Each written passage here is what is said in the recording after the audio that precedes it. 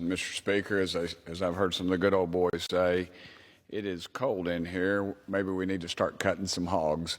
So if you know what that means, you know what that means.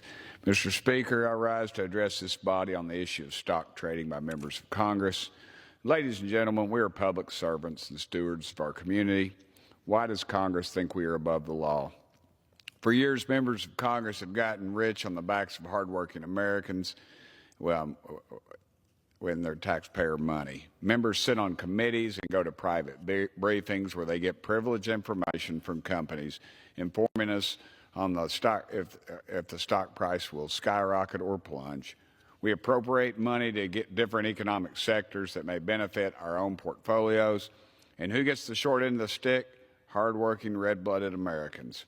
That is why I introduced the Congressional Stock Trading Act to level the playing field and restore public trust in Congress. Every time I go back to East Tennessee, I get asked by my constituents, Tim, why hasn't Congress done anything to stop this?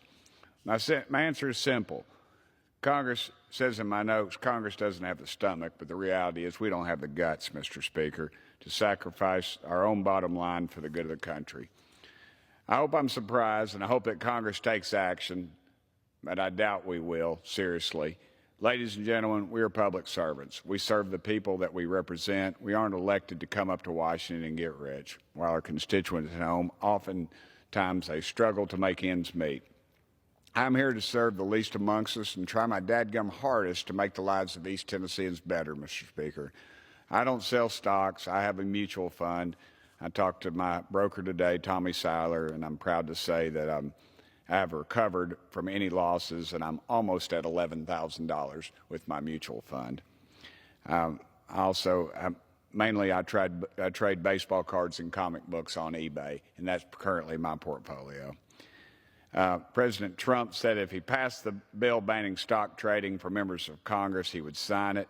Let's see if we have the guts to stand up and do what's right.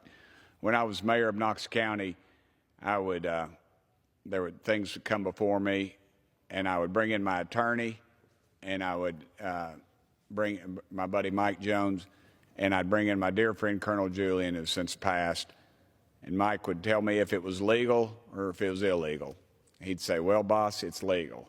And I'd look at Colonel Julian, and Colonel Julian would tell me if it was ethical or not. Mr. Speaker, this may be ethical.